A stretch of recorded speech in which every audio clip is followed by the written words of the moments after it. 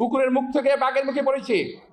সিন্দাবাদের বুড়ো আমাদের ঘাড়ে টিকে বসেছে, ঘাট থেকে নামতে চান না, ওনাকে ঘাট থেকে ঝাঁকি দিয়ে নামাতে হবে।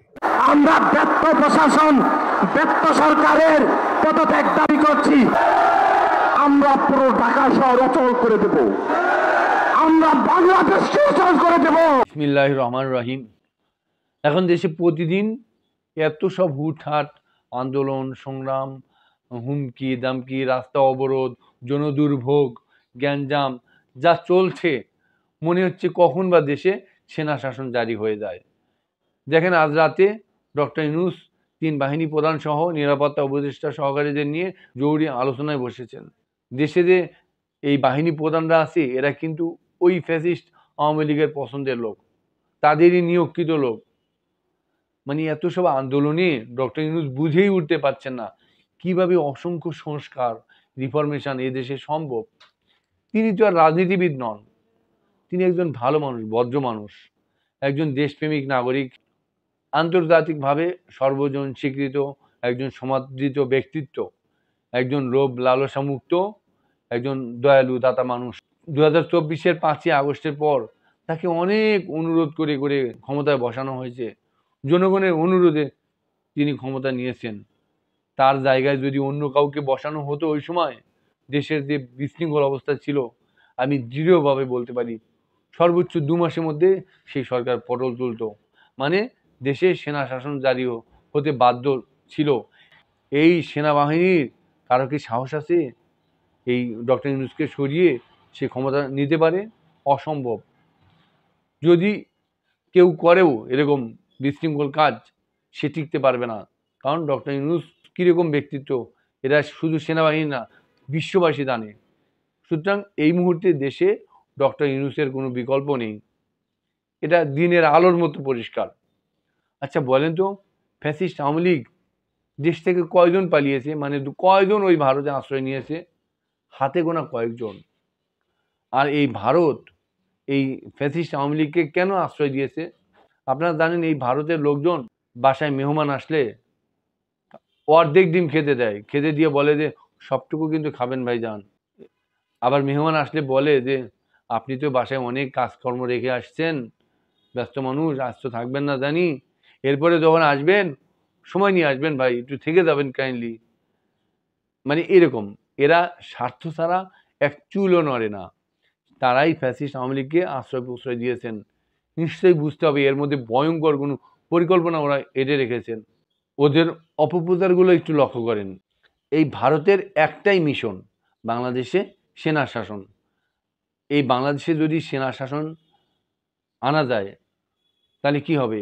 আওয়ামী লীগের যত আকাম কুকামের বিচার আচার হচ্ছে সব শেষ হয়ে যাবে। মানে ঘুরে ফিরে আবার ওই দেশটা কি হবে? আওয়ামী লীগের বাংলাদেশ হয়ে যাবে। এতটুকু তো ক্লিয়ার। সুতরাং আমাদের একটু থামা উচিত। এত সব আন্দোলন হুটহাট হুমকি দামকি থেকে একটু বিরত থাকা উচিত। একটু উচিত ডক্টর ইউনূসকে একটু সুযোগ দেওয়া। কে শোনে কার কথা? দেখেন, আজকে কয়েকটা গার্মেন্টসের শ্রমিকরা বেতন ভাতা আর ঈদ বোনাসের জন্য ডক্টর ইউনূসের যমুনার দিকে মার্চ করছে। আচ্ছা, ডক্টর ইউনূসের যমুনায় গেলে কি উনি টাকা এনে দিয়ে দিবেন? এটা কি ওনার দপ্তরে কাজ? সংশ্লিষ্ট দপ্তর আছে না? আমার মনে হয় কি জানেন, এই উপদেষ্টা মণ্ডলীর মধ্যে শুধুমাত্র ডক্টর ইউনূস এবং আদিলুর রহমান বাদে সবাই চাচ্ছে যে দেশে সেনা শাসন আসুক। দেখেন, এই যে গার্মেন্টস মালিকরা, এরা কিন্তু ঈদের আগে অবশ্যই বেতন ভাতা বোনাস দিয়ে দিবেন। সেই দিবেনই।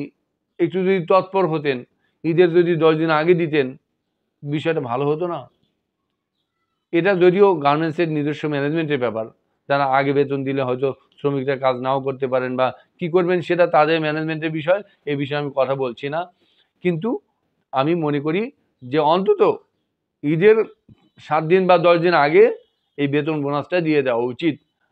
আমার মনে হয় যে এই যে গ্যাঞ্জাম চলছে, গার্মেন্টস শ্রমিকরা ডক্টর ইউনূসের বাড়ি ঘেরাও করছে, এর মধ্যে আওয়ামী সুকৌশল পরিকল্পনা রয়েছে। হয় এই মালিকরা আওয়ামী পারপাস সাফ করছে, অথবা এই শ্রমিকদের দিয়ে করছে। যে কোনো একটা পক্ষ বা দুইটা পক্ষই আওয়ামী পারপাস সাফ করার জন্যই এই বিশৃঙ্খলা সৃষ্টি করছে।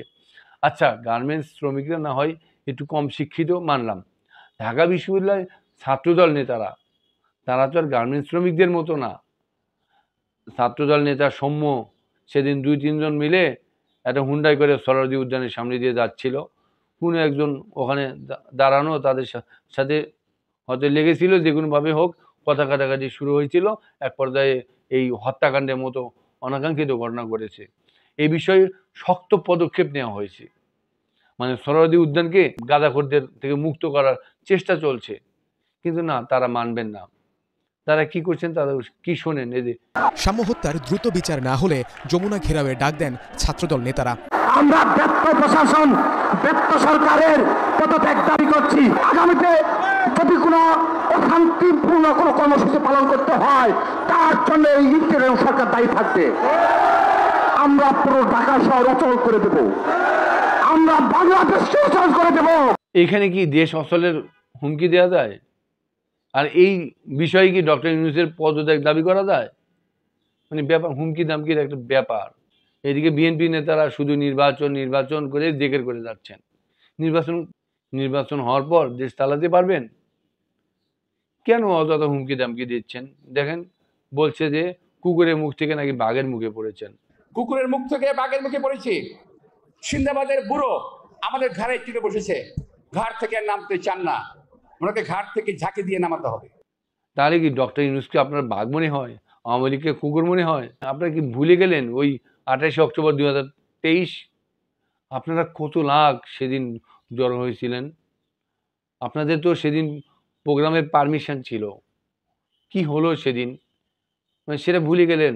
মাত্র 30 মিনিটে আপনাদের লক্ষ লক্ষ ফিনিশ হয়ে গেল। আপনাদের শক্তি কিন্তু অতটুকুই। এটা হচ্ছে বাস্তবতা। অস্বীকার করতে পারেন? ওই 28 অক্টোবর কিন্তু জামাত শিবিরের প্রোগ্রামের পারমিশন ছিল না। প্রোগ্রামের আগে পুলিশদের, সকল বাহিনীদের, স্বরাষ্ট্র মন্ত্রণালয় প্রত্যেকের হুমকি দামকি যদি শুনতেন। এখন পর্যন্ত যতটুকু জানি, জামায়াতে ইসলামীকে সমাবেশের অনুমতি দেওয়ার কোনো প্রশ্নই ওঠে না। কারণ জামায়াতে ইসলামী একটি স্বাধীনতা বিরোধী দল এবং জামায়াতে ইসলামী নির্বাচন কমিশন জামায়াতে ইসলামীর নিবন্ধন বাতিল করেছে। সো জামায়াতে ইসলামীকে কোনো সভা সমাবেশের অনুমতি দেওয়ার কোনো সুযোগ নেই।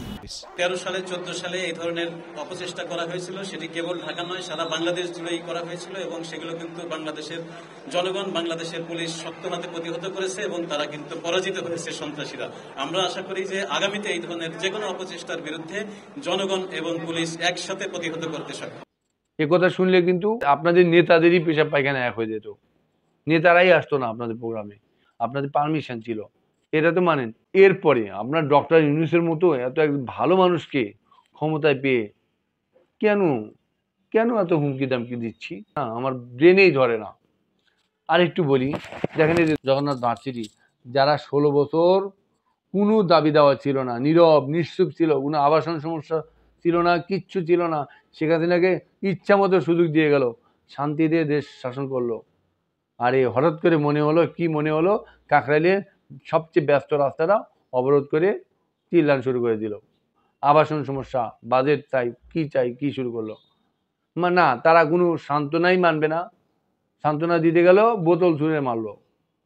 আমি নিশ্চিত এদের যে টিচার বা ছাত্র যারা এসেছিল প্রত্যেকেই হয় আওয়ামী লীগের চেলাচামুন্ডা অথবা মুক্তিযোদ্ধা কোটায় চাকরি পাওয়া বা চান্স পাওয়া।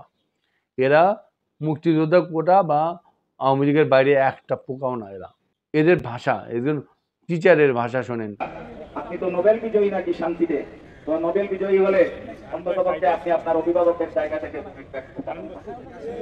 আমাদেরকে বেয়াদবি করার সুযোগ দিবেন না। ডক্টর ইউনূসের শান্তিতে নোবেল নিয়ে সে সন্দেহ তুলছে, এতে আওয়ামী লীগের মতোই কথাবার্তা। সে খাঁটি একটা আওয়ামী মাল, কোনো সন্দেহ নাই। সে কোনো দাবি দাওয়া মানবে না। 7 দিনের মধ্যে তার আবাসন সমস্যা চাই, বিশাল ভবন 7 দিনের মধ্যে করতে হবে। কিভাবে করবে না করবে জানি না, 7 দিনেই ভবন চাই। এখন যে আরো অসংখ্য আন্দোলন হচ্ছে, যে কোনো আন্দোলনে বিশেষ কোনো ভালো কোনো দাবি দেওয়া নাই। ঘুরে বিশৃঙ্খলা, দেশে সেনা শাসন জারি করে একটা পায়তারা, মানে কি একটা শুরু হয়েছে দেশে।